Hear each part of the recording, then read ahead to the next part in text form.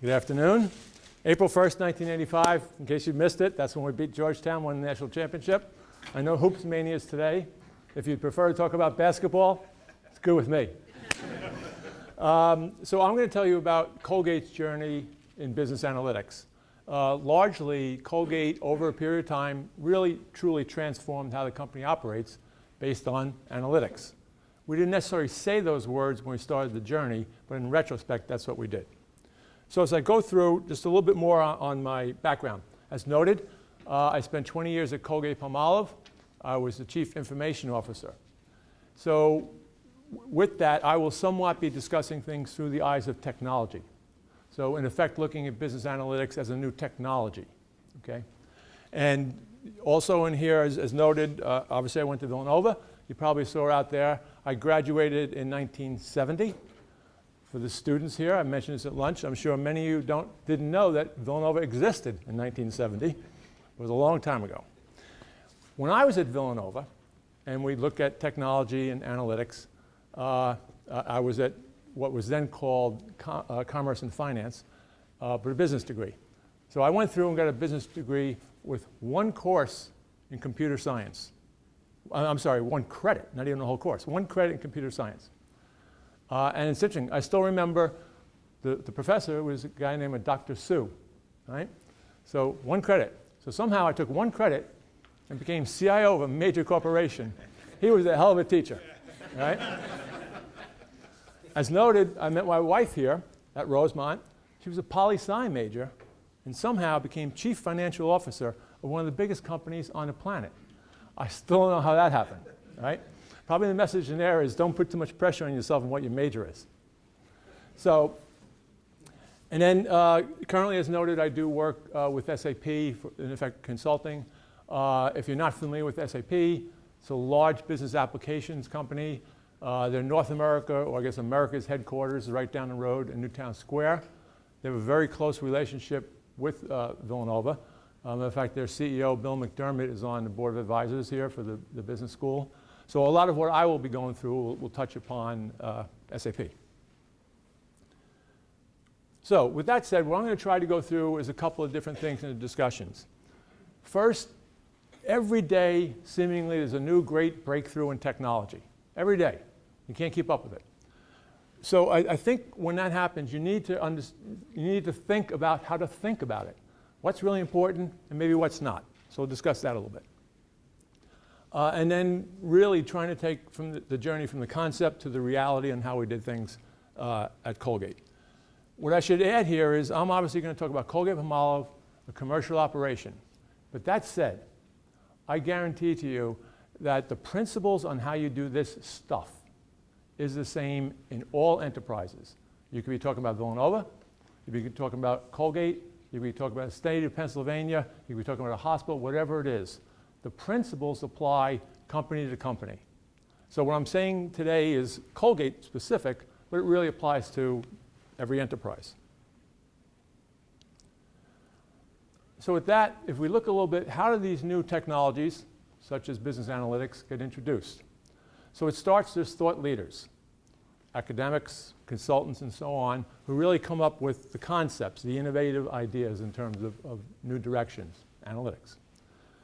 Not necessarily next, but next are the technology companies that create the capabilities. SAP certainly being an example of that. And then in the last several years, what's particularly happened is the general awareness of these new technologies spreads rapidly. A lot of that has to do with the media. Back in my youth, that didn't happen. And people in my role spent most of their time selling these concepts. Now, if you look at business news, Bloomberg, CNBC, Wall Street Journal, et cetera, you're bombarded with all this new technology. So the media really helps this happening. However, people in the media make it too easy. You know, if it was 2 or 3 years ago, rather than analytics, they'd be saying big data, right? They did that for about 2 weeks and basically said, check, that's done. And what's next, right?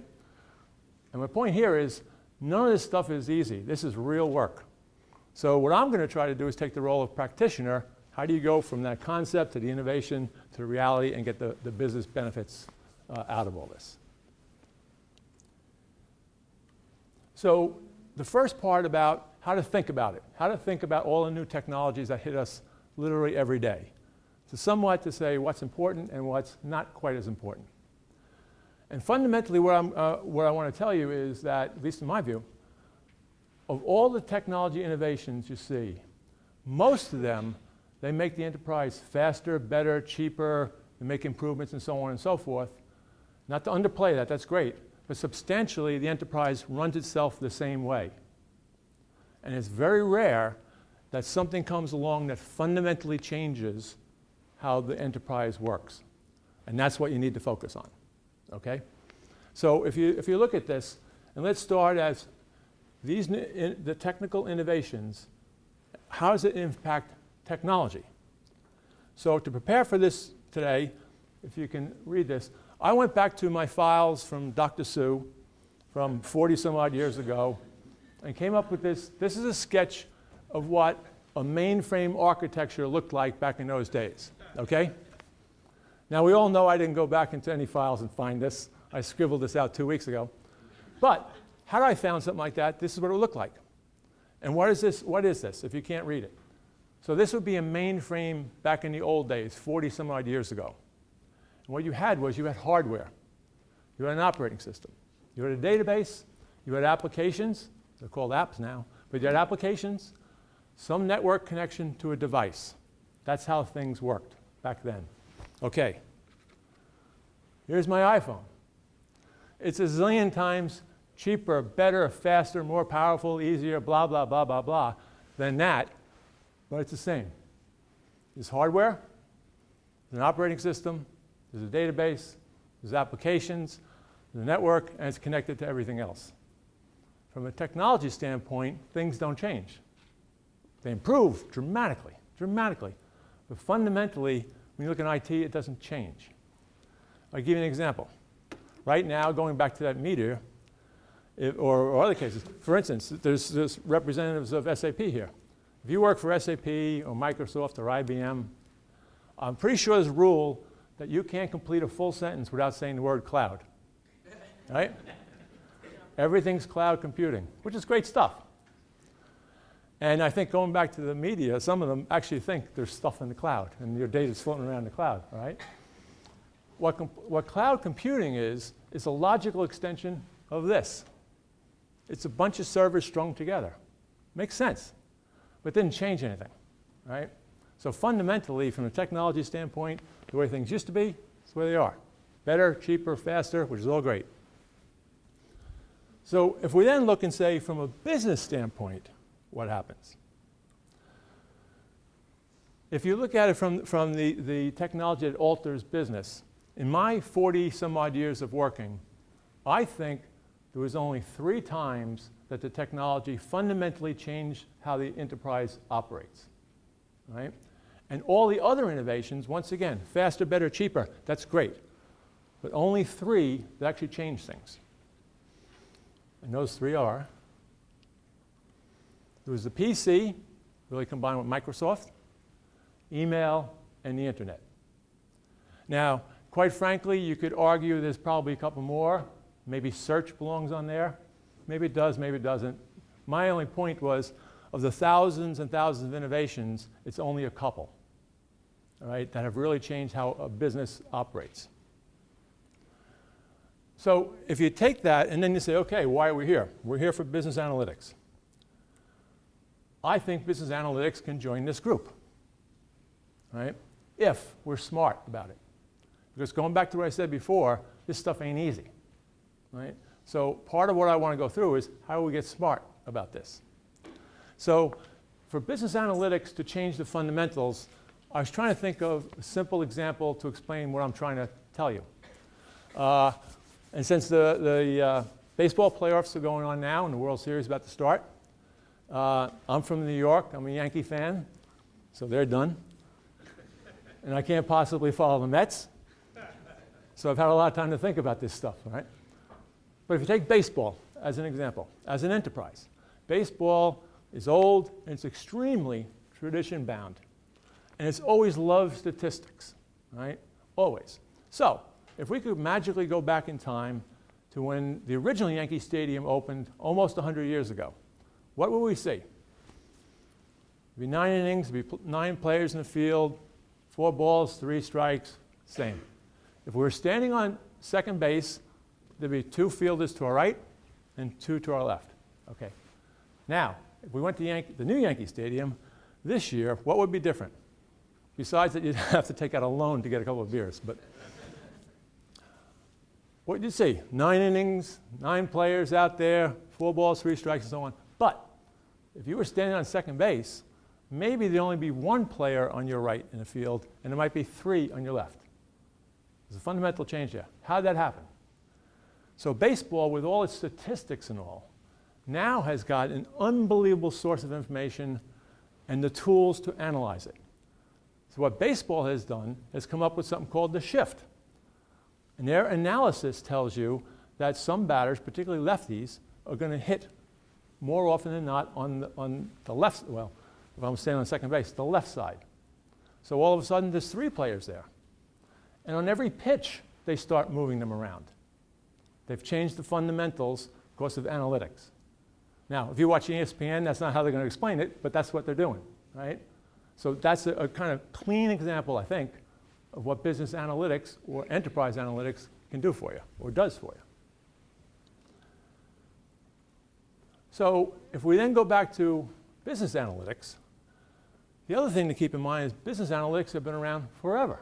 It's not a new idea at all. It's been around for hundreds of years, maybe thousands, I don't know. People have always captured data and tried to analyze it. The difference is for all those hundreds or however many years, very limited what information you could get.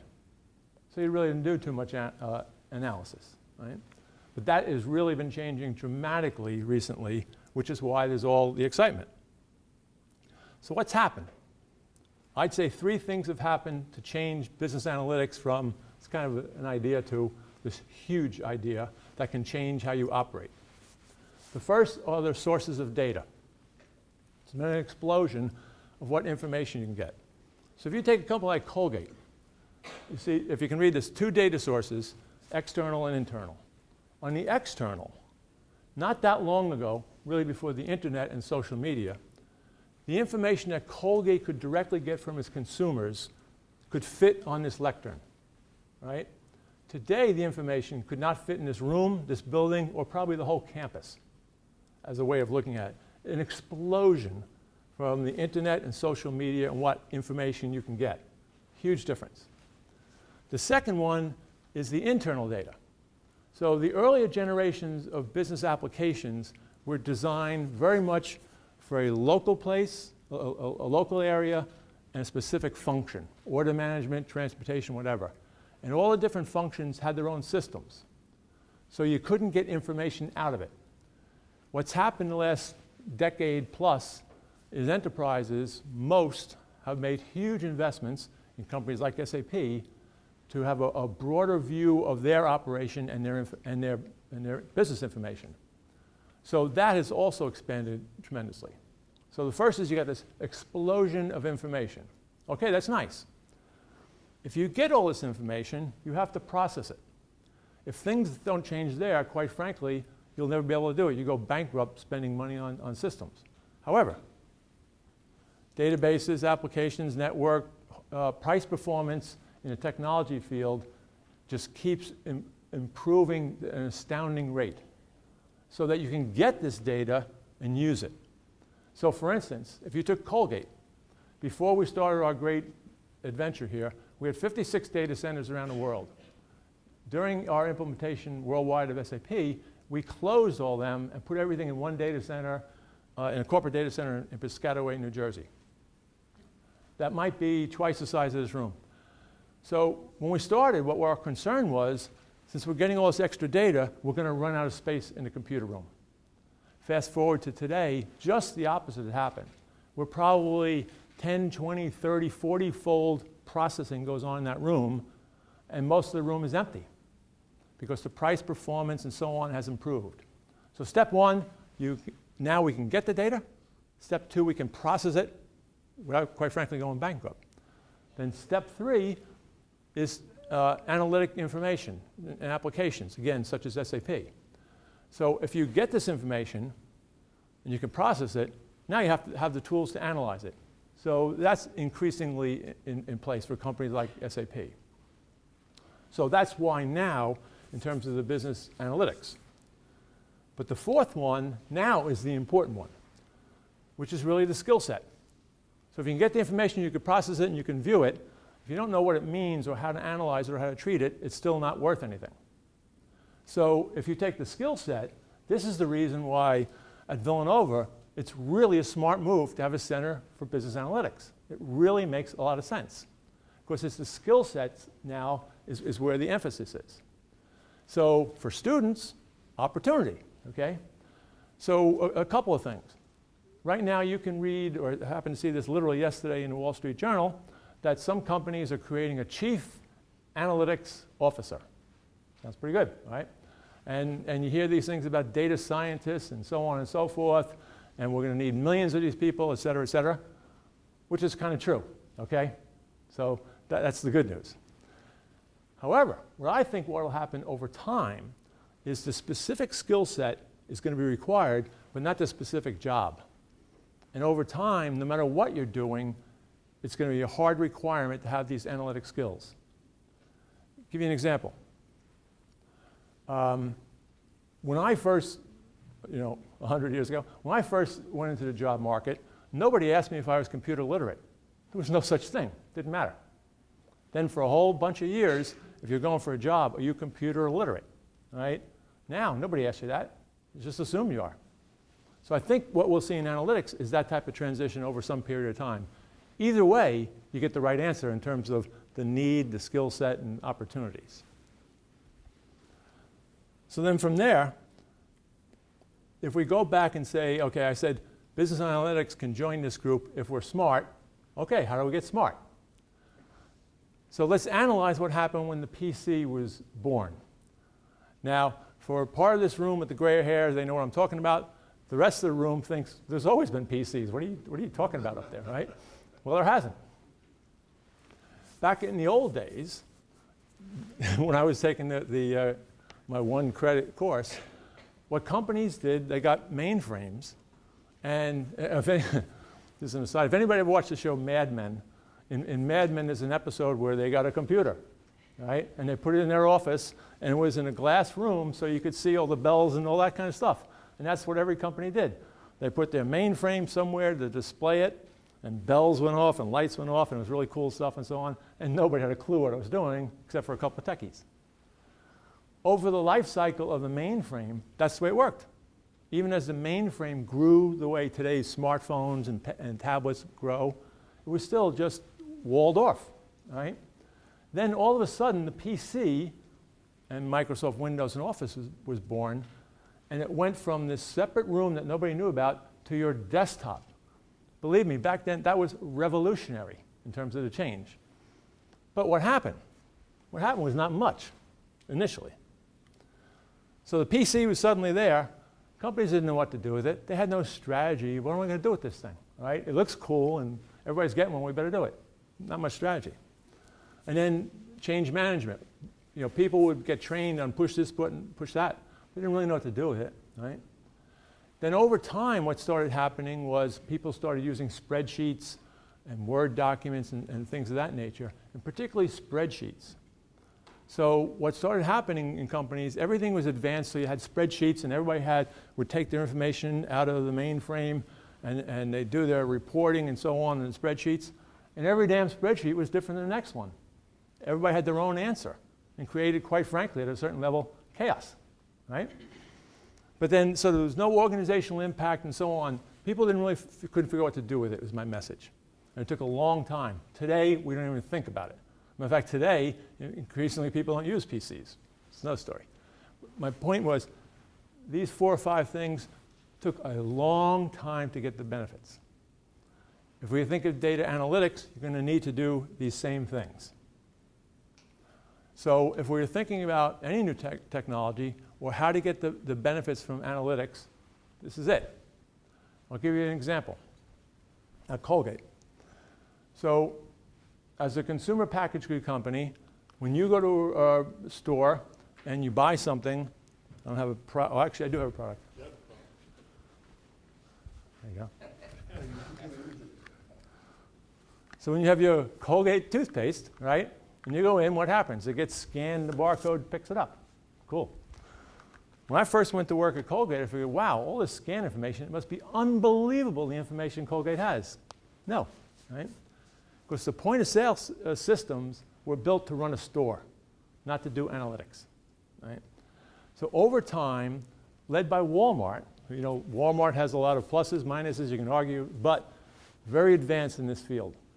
So what Walmart did was they took all of this point of sale information, put it together, created a system, and gave it to the suppliers like Colgate. So suddenly, Colgate could go into the Walmart system, see what products we had in the store, what was out of stock, you know, what was being shipped, et cetera, et cetera, et cetera, what was sold every day. Amazing, right? So at the time, myself, a couple other people went running down to Bentonville, Arkansas, that's where they are, and everybody has a sales office down there. So we went to see our salespeople, Colgate salespeople selling to Walmart. We go, look at this thing, it's the greatest thing since sliced bread. And we showed them all the things you could do in the analytics, and there's nothing in this store, and do this, blah, blah, blah. And the salespeople, we had a lot of fun pushing the buttons for about 10 or 15 minutes. And then they sat back and said, okay, now what? We said, what do you mean, now what? Look at all this stuff.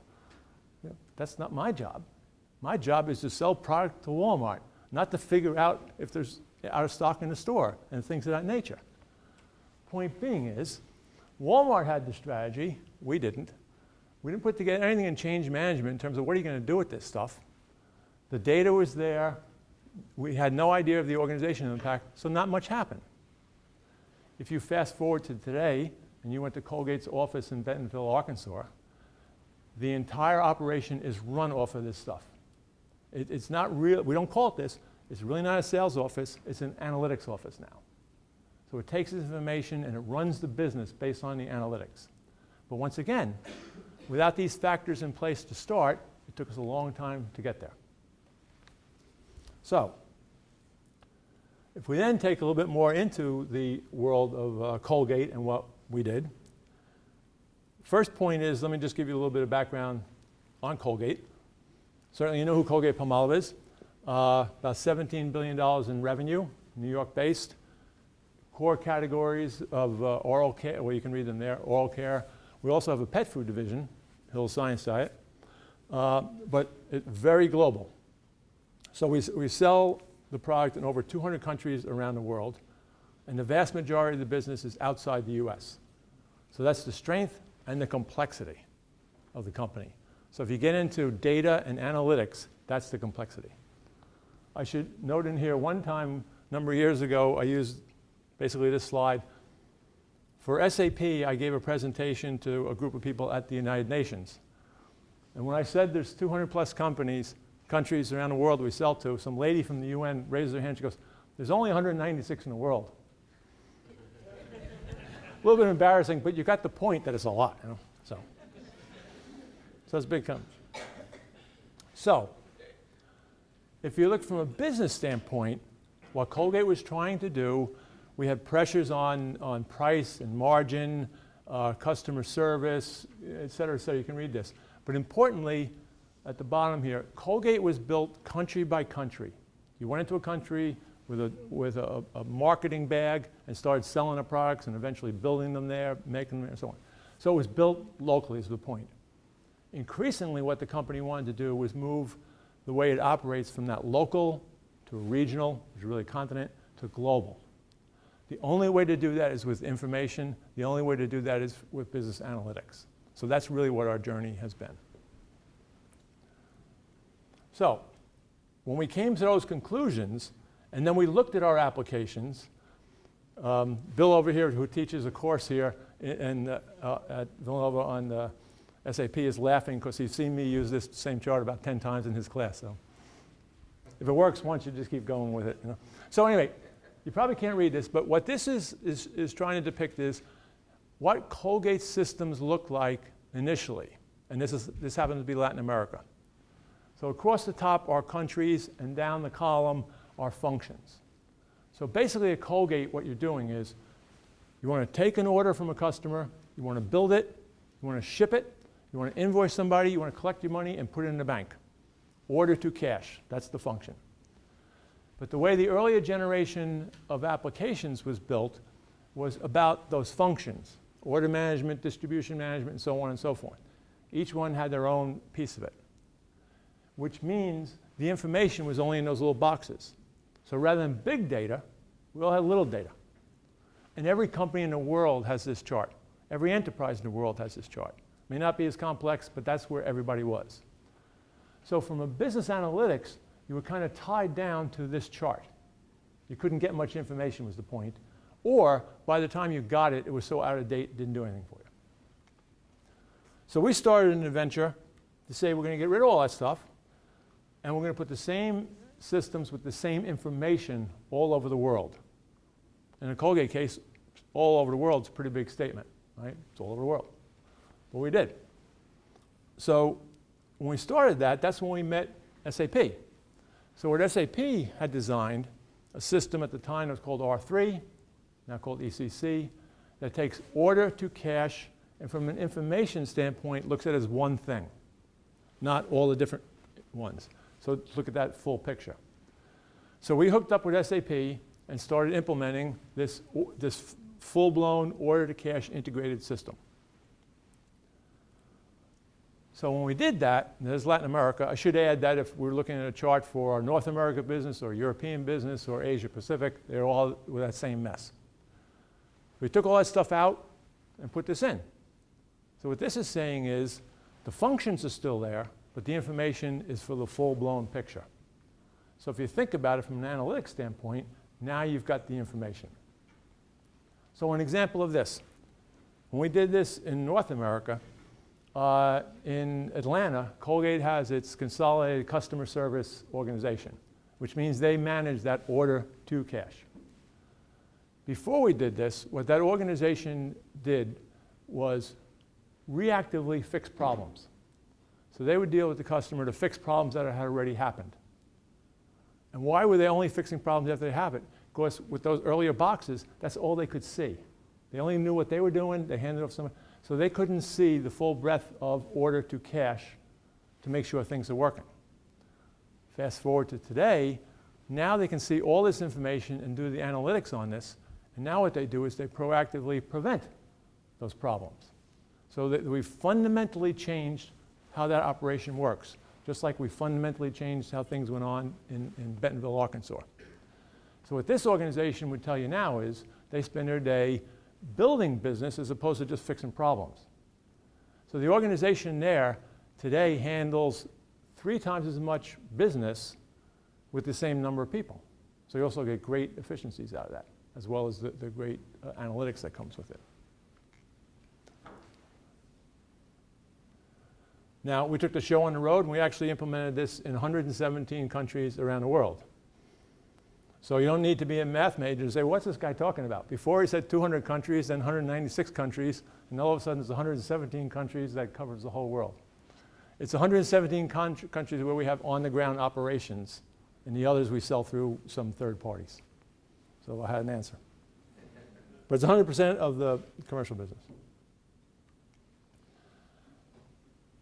But what we see in analytics is as the data is increasingly there, the technology is increasingly there, the analytic software is increasingly there, and the skill set, this is steamrolling now.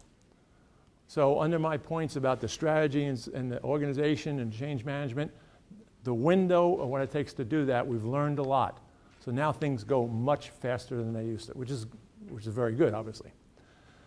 So what this chart is trying to say is, down at the bottom here, that's that integrated system I showed you before. Now we build on top of it.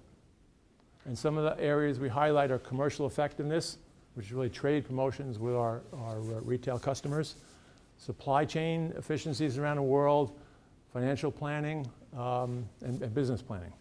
All capped off with business analytics, which is the red thing at the top. As happens, all of this information here is SAP. Right? So we work closely with SAP to build all these. So some examples of this. One, and there's numerous. One would be procurement. So a company like Colgate probably spends $10 billion a year on stuff, right? It's a lot of stuff. About half of it goes into our manufacturing. It's called direct materials. And about half of it goes, or desks, PCs, blah, blah, blah. That's also about the same amount of money. If you think back to those earlier boxes on the chart that looked like a mess, you only knew what was going on in those boxes. So to buy things, we were buying things locally from different vendors, cutting different deals. Not a really good way to operate. Suddenly, not so suddenly because it took a long time to do this, but suddenly you've got all that information in a single database. From a procurement standpoint, now you can actually think about buying things globally. Better pricing, better service, very importantly, better quality, right? Because you had the information to analyze that. So we created a global procurement organization. So we took out purchasing out of all the local areas, still physically do it, but it was one organization. So we had the organization in place, we had the technology, we had the skill set, right? So things were rolling along. But then we had a speed bump. You see this line in here says master data management? When you look at analytics, you have to remember that computers, for as wonderful as they are, they're still just dumb pieces of equipment. They only do what you tell them to do. They don't think. I realize that there's some futuristic movies that tell you differently, but they really don't, okay? They just do what you tell them. So one of the core things for business analytics is something called master data. So that means in all of your systems, all over the world, how you identify this tube of toothpaste has to be exactly the same. That sounds pretty simple. But what's called attributes of what this is, to get it from an order, to building it, to manufacturing it, to shipping it, to getting it onto the shelf, might have 100 different dimensions that you need in this, right? And all your systems has to look at it the same way. Sounds simple. Every company on the planet screwed this up. Everyone, including Colgate. So one of the things you really need to is just as simple as master data. In your systems, identify it the same way. When we did that, then all of a sudden, what used to take literally 6 months to analyze our purchasing, you could do real time, which meant that Colgate could go to the supplier with better information and have the upper hand on all the negotiations. As an example, in my area, PCs. We own about 25,000 PCs around the world, and we had standardized on Lenovo. But when we went to purchase it, and you were in Johannesburg, maybe they bought 50 a year. They're a small company. Maybe you're in Hong Kong, they buy 75. You're a small company. Not 25,000. So we wanted Lenovo to look at us as 25,000, not a couple here and there. So what we were able to do was buy top down. Negotiate it better, better quality, better service, et cetera, save a lot of money. And it's just time and time again examples of what we did there. On the external data, somewhat it's the same, the master data. If you look at Google, once again, you kind of think it's magic. I type, it doesn't matter where I put it, I get an answer. The genius, and I'm not going to pretend to be an expert on what's behind the curtain for Google, but the genius of Google, a lot of it has to do with the master data in terms of how all their algorithms and everything work so that you can get that information. So going back to my point about the strategy, the organization change, the data is really also key to all this. So the Colgate story keeps going, which is my point before. Another example is the supply chain. So the way Colgate used to manufacture, these numbers aren't 100% accurate, but would have about 150 manufacturing plants around the world. And they basically manufacture for local distribution. Because once again, in the systems, that's kind of all you could see. You were limited. As we changed the databases and had the analytic capabilities, what we really wanted to do was manage the supply chain globally. So over time, what this is depicting is an SAP system called APO that allows you to see the whole world as opposed to just what's going on in front of you. Another example.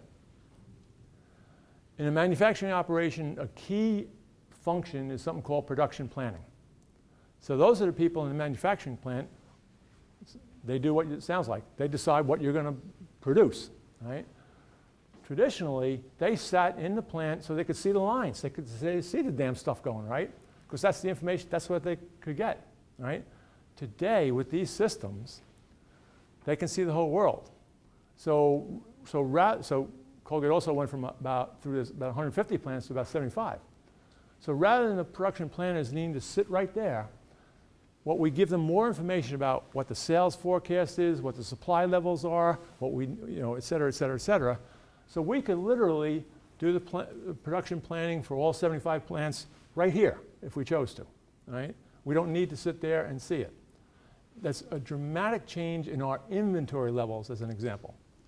There used to be a phrase, what you want to do in IT is substitute information for, or substitute inventory for information. That's what we really did. So if you look at Colgate's working capital, it improved dramatically because we reduced inventory, right? Because you could, in effect, warehouse information as opposed to warehouse product, right? Through these systems and the analytics that you could do with them.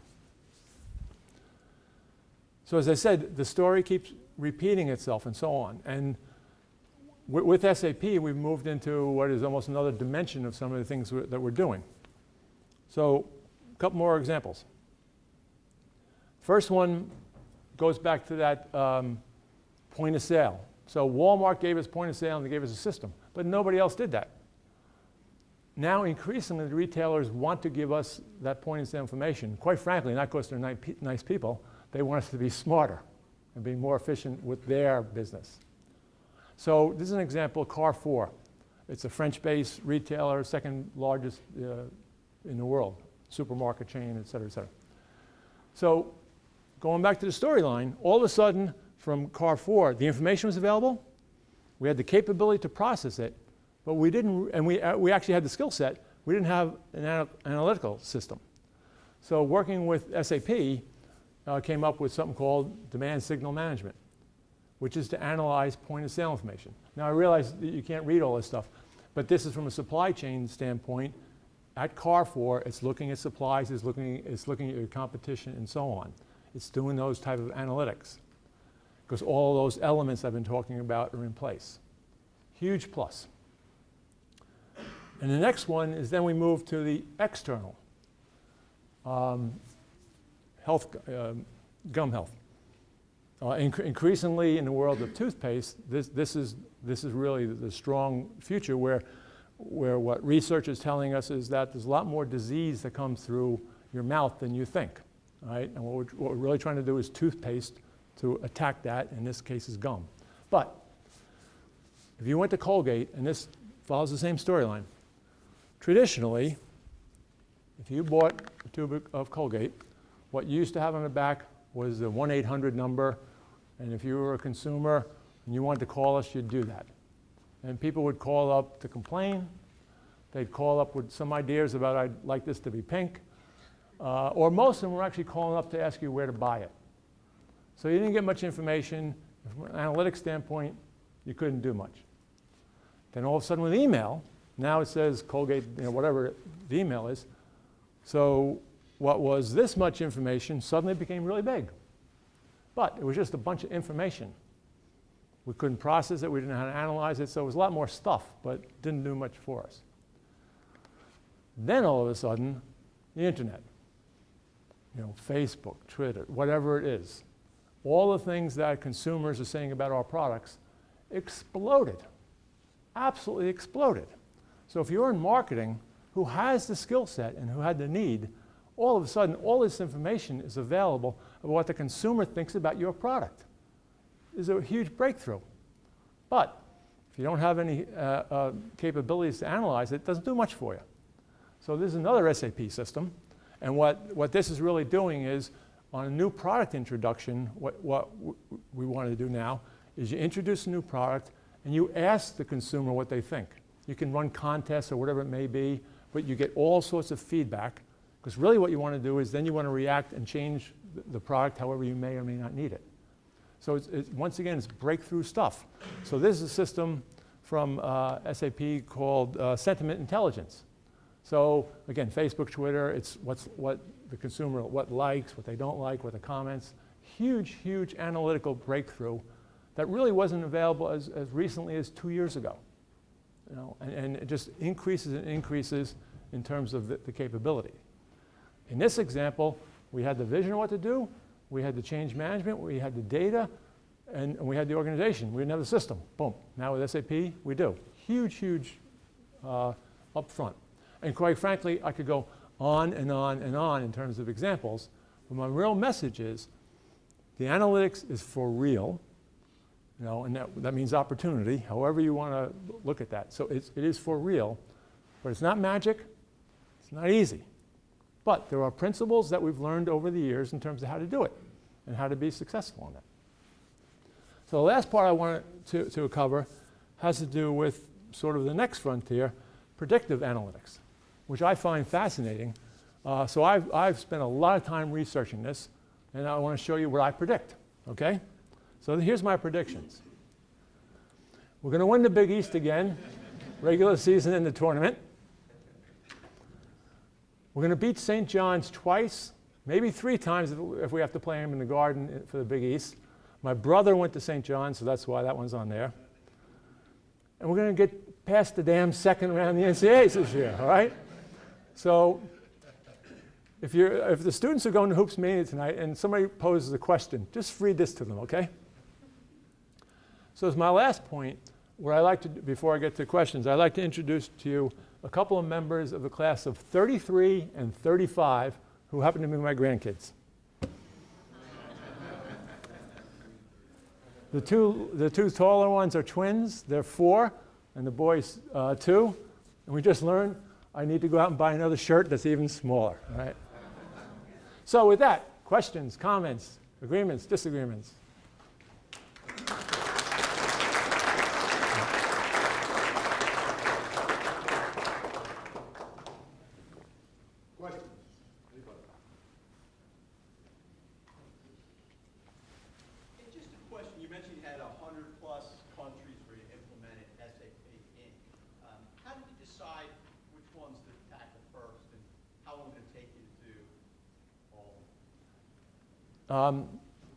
Basically, we went, I'll call it from a business need.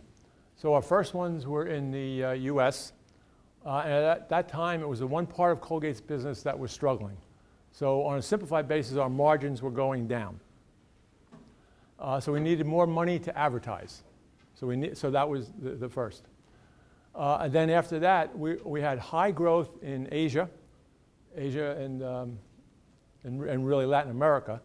And our infrastructure really wasn't there, so we attacked them next.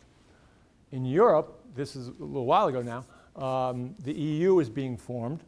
So rather than operating as 26 or whatever the different countries, we needed systems that could make it think as one. So it had to do with the business priorities. The second part, those 117 countries took about a decade, right? Which kind of goes back to my point, this ain't easy. but you can get through it and still live to tell the story, is the good news.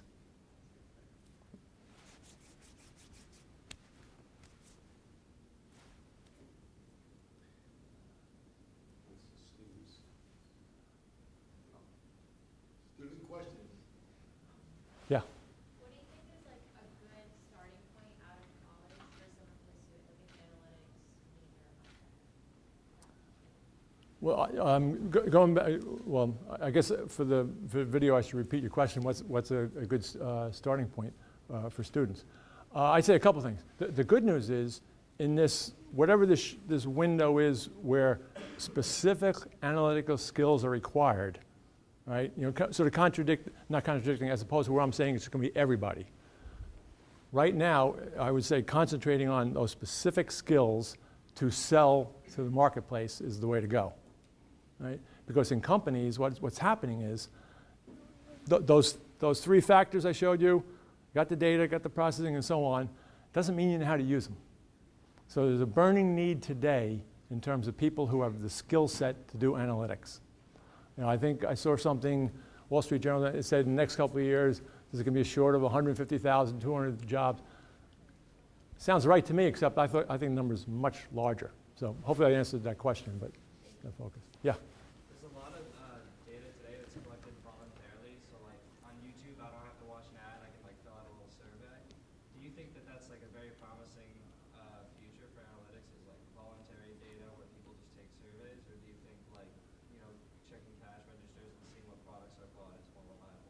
Yeah, from a marketing standpoint, you want the idea where people are just telling you the information as opposed to you're asking for it, right?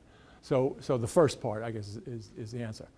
What becomes part of the analytic skill set is how to distinguish what's important within that. You know, because I think a lot of the analytics is, well, okay, you got all this information. What the hell does it mean? Right? So the skill set is to decipher it. What does it mean? So, but again, from a marketing standpoint, it's a new world here. Exciting world, I can tell you. Yeah? You mentioned skill set. Which majors do you think pair well with business analytics? Good question. I don't even know what are majors, but let me just bounce around here a little bit, right? One is marketing, right? Because marketing, a company like Colgate, that's really what the marketing job is about, is analytics, right? What I've generally found is if you move into functions like people in the supply chain who in effect are engineers, the financial or accounting people, they tend to think in these terms, right? If you move to sales, it's a different animal, and so on and so forth. So I think maybe I'm just sort of dancing around Colgate while I'm telling you. I'd say market is probably the strongest. But once again, what we're seeing is it's everywhere. So I don't think it's limited. It's once again the good news. Yeah? So kind of as technology changes, a lot of companies kind of all hop onto the bandwagon, so to speak. So with analytics, do you guys, when it comes to that, most companies are now implementing it, or most big corporations will. And with those similar systems, how does a company, rather than just being really make it an advantage over others? Yeah, good point. If you take like the core of what Colgate does with SAP, what I always tell people is the easiest part of doing something with SAP or anybody is to buy the stuff. People tend to make that the hardest part. It's to buy it. How you implement it changes everything, and nobody does things the same way. Nobody. So if you take, you know, I'm sure the people from SAP here would back me up. They have tens of thousands of customers. There's no mirror image. So it's how the company adapts to it, implements it, uses it, and so on. You can still have the advantage. What most people have done is screwed themselves up, where that first chart with all the mess, they're all trying to get rid of it, but quite frankly, they don't fully get there. And they got a lot of extra things that sort of screw them up. So the essence of your question is, can you really get an advantage? The answer is yes. You know, and it's almost like don't worry about what everybody else is doing. If you focus on sort of the principle I was going through, you'll get there. Yeah? Is it costly and difficult to train current employees to operate these new systems, and are they reluctant to learn? Well, the systems, you're talking about the base SAP systems. In the early stages, definitely reluctant. You know, if you take all of this implementation that Colgate did or everybody else, the hardest part, by far, is what's called change management. All right? I'm not sure anybody knows what change management even means. I don't mean this group, I mean anybody. But basically, it's changing how you operate before and after. It's hard to do. People are hard to change. In the early stages, it's hard. When you start seeing some success, it steamrolls. And over time, it becomes, it's never easy, but easier. So resistance at first, improvements, and then off we go. But it's hard stuff.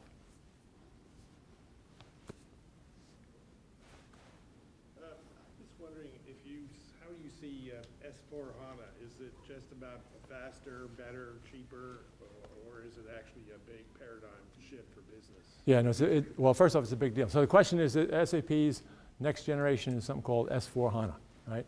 Which is, HANA is in effect, a database that SAP created to make all the stuff go much faster. It has to do with how you look at data, columns versus row. Not only important for but HANA makes stuff fast, is the essence, right? So what SAP is doing is taking their architecture and in effect, re-engineering our new generation, which is on HANA. It's a big deal because if you take what I showed you, Colgate, in effect, made decisions on how to run these systems 20 years ago. And once you make those decisions, it's really hard to change them, right? So some of the sins that we may have wanted to fix, we will fix S/4HANA which will put the world in a global instance. So it's good stuff. I enjoyed your presentation, Ed. With your vast experience, I'm doing a little bit of work looking at how intuition is being used in decision-making and how it plays a complementary role to analytics. Putting on your former CIO executive hat, how do you see intuition or experiential learning being a complementary kind of role with the data-driven analytics approach? Yeah, that's a good point. Analytics, while I think is really fabulous, it's not going to replace intuition and an experience, right? So I think it will always go hand in hand. I mean, even though I'm not running these things anymore, I go through things, and there's a certain level where my gut, my experience tells me X, Y, Z. In a lot of cases, then you use analytics to prove it to yourself. In other cases, your gut doesn't tell you anything, and you want to go get the analytics. So I think that, a joint venture, so to speak, and always will be.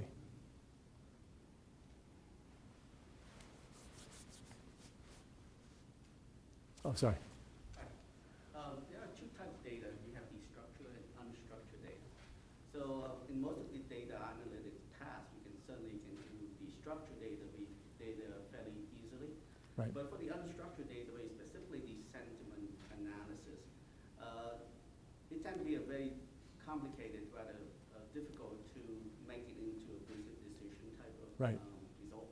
And then the trend is that 80% of what the data coming in now these days are mostly going to be unstructured and rather text type of thing. So how do you take advantage of that? The same thing that the gentleman just asked. And you see, a lot of times you can get you all of these trends, all of the analysis to give you what variable will be the decision factor and all of that. But outside of that, there are sentiment, customer Right. sentiment, market sentiments, even national sentiment and things like that. How do you combine them into a more comprehensive decision making? Yeah, no, first off, you're 100% right. The structured data within a company is hard, and that's the data management example I used with toothpaste. The unstructured is harder. Of course, that's why it's called unstructured data, right? But the reward is higher in where it's headed. But the answer to your question is, if you're a company like Colgate, in my view, internally you can figure out how to do that data management. You could do that. You cannot do it on the unstructured, right? That's when a business partner, in our case SAP, you're depending on them to come up with the capabilities. So in that last example of the sentiment intelligence, that includes some of that cleansing, if you will, of data in terms of providing the analytics. So I think that my short answer, maybe it's not short, my short answer would be is that's where a company like Colgate has to depend on their technology partners, in this case SAP, to be able to take the unstructured and effectively structure it for you, because that's over our head, I think. So. Yeah. You talked about having real-time data meaning better negotiations. What specific advantages do you have in negotiations? And with the industry kind of expanding and more people focusing on it, are you noticing the magnitude of your upper hand, is that diminishing? Well, take the early part is traditionally, if we would go in on a regional or global basis to try to negotiate with somebody, we almost went in blind, and the supplier almost by definition would have an advantage in terms of the information. Using this, all of a sudden we started going in, giving them the information, right? So sort of move the advantage. But to look at it a little bit, so your point is over time won't they catch up? The answer should be yes, right? But what you really see happening now is not so much a traditional negotiation, we'll take this off and do this. It's collaboratively what's better for both of you. And it sounds like Pollyanna stuff, but it's true. So like if I go back to the other side where we're the supplier, like at Walmart and Carrefour, they're doing that because they want us both to be better. So if we're introducing a new product and the promotions, it's in everybody's interest for that to work. Where it used to be a tug of war. So the analytics on both sides, if you will, is to make the picture better, not just the conflict stronger, if you will. Yeah. You mentioned that one of the benefits of using SAP and the data analytics and everything was that you were able to replace inventory with information and obviously reduce your inventory levels, increase working capital. But have you seen any sort of trend where that has been not as advantageous in this day and age since the 2008 meltdown, when people all across the board have been very much like becoming more and more liquid and having just-in-time inventory levels, and everything Yeah. is more or less like hand-to-mouth, and supply chain robustness isn't as much there? Yeah, good point. So part of the issue is the financial crisis in 2008 and all. Some suppliers were struggling, going out of business, whatever the heck it is. So have you put yourself at risk by not having those inventories? So at a certain level, the answer will always be yes. That said, what we're really doing, since you're a supplier of Colgate, what we're really doing is extending our view. So with our major suppliers, we give them access to this stuff, just the way Walmart did to us. So we expect the supplier to look at our production, our forecasting, and so on, and then do their analytics and so on. So what we do with a lot of suppliers now, they go into our SAP systems, and we show them, here's the inventory we have of your stuff, here's our production, here's the safety stock level. When it hits this, just send it to us. And all the old purchase orders, all that stuff goes away. So, but your point certainly at its core is valid. So, but what we saw as a certain advantage is we had better information to look further out. So if I go back to the Walmart, and some of I didn't cover this before, but what we do with companies like Walmart is we plan out 18 months. Promotions, new sell-ins, blah, blah, blah, blah, blah, blah. So what we're trying to do is see all that further out. So the systems can do that, and you can do the analytics. So. Are you able to use historical data for other products towards new product introductions where you don't have that history to base inventory levels off of? Yeah, so what basically happens is if you take a company like Colgate, a big piece is repeat business. So we can predict how many tubes of this, I mean, our main product is Big Red toothpaste, okay? We know how much it's going to sell. So you know that. Then there's the new stuff, the promotion, and that's what the essence of what we're trying to do is see out into the future, those 18 months or so on and so forth. So on one hand, the analytics on the new stuff is kind of stronger than the analytics on the repeat business, if you will, because you kind of know that. I'm making it sound too simple, but that's what I know. I just wanted to make a comment to the person that had asked about industries and where you see analytics. One key area that you didn't mention, my background is in healthcare, is that's really on the verge of exploding. Analytics in healthcare, population health, predictive analytics, who are the patients that are going to come back, how do we keep them out of the hospital. We have all of those other things, supply chain, Right. inventory control, management personnel, all of that, our ERP systems are all set up. But I think when you're looking at analytics, that's another industry that if you have any contact with that, you're really going to do very well with some sort of analysis background, or at least using the tools. And getting back to the thing about, what kind of jobs, this and that. As a person in healthcare, I can see a big trend now in our vendors starting to embed analytics into their products. And by that I mean, they're putting R behind the scenes. They're putting other types of analytic tools behind the scenes. They're partnering with other vendors to use tools, visualization tools, which we didn't really touch on too much. But you showed Click, but all of those other tools, Tableau, Cognos, there's probably a couple more out there that you can use. I would say if you could build your skill sets in those tools, or maybe get an industry, a software company that's embedding behind the scenes analytics in software that isn't typically analytics software. All of them tell me they're employing analytics experts in the background, because you really have to understand a business. You can get an internship so you understand the terms, because understanding those business terms will go a long way to help you move along in your career. So I don't know if Villanova provides some sort of internship opportunities with industries, or you have a passion for a particular thing, whether it's sports or it's the arts, to get yourself into that field and just learn the language understanding the language and the way that business works, you're going to be way ahead of someone that's just coming out and says, okay, I got my paper now, let's go. I think you'll do really well. So I'm not sure where that question came from, but I just wanted to comment on that. Your point's 100% right. I mean, the medical profession is certainly an area of great It's opportunity. gonna Yeah. explode, and it's exploding now. The fourth thing I would add to your bullet item is mobile devices. PC, and I was there, okay, right here. I worked with a dumb terminal, okay, that was the very first, my experience. But and everything is the email, internet, but I would add mobility, Yeah. because that has taken industries to the very next level. Yeah, makes sense. Any final? Is there any instance that big data has an impact in compliance with Colgate? For compliance? Yeah, most definitely. You know, it's interesting. Colgate, while it's a consumer packaged good company, increasingly is, from a regulatory standpoint, is almost a pharmaceutical company, right?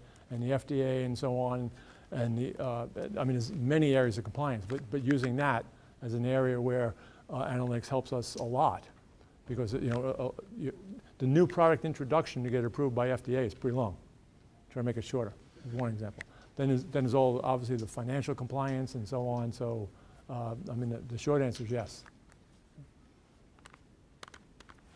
So thinking globally and all of the information that we can collect, is there any skills that you need to pair with business analytics to have the right lens to look at the data? So I'm just thinking of trying to exploit all the opportunities that will be emerging in the emerging markets. Right. I'm in healthcare as well. Is there, you have this data, but does it mean the same thing in different regions or for different target markets? Is there a lens that you have to have? Yeah. To make sense of it? That's a good point. In emerging markets, you certainly have the issue of some of the infrastructure to get the information is not as good.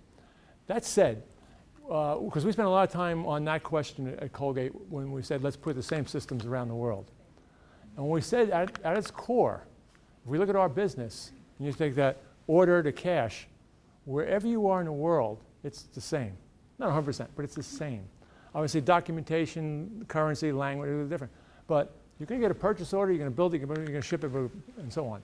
How you get the order, how you do it is different. But fundamentally, we try to say it's the same. The difference is, somewhat to your point, is you know, how the infrastructure is, what some of those needs are. But I mean, that's why we could put that core in 117 countries. At its core, it's the same. So we spend a lot of time trying to figure out what's the same as opposed to arguing about what's different. What's the most innovative thing you've seen Colgate done in, like, say, the past year or so? Past year or so. In this area, I think it was like the last one with that sentiment intelligence. Everything with the consumer unstructured data. That's a huge breakthrough.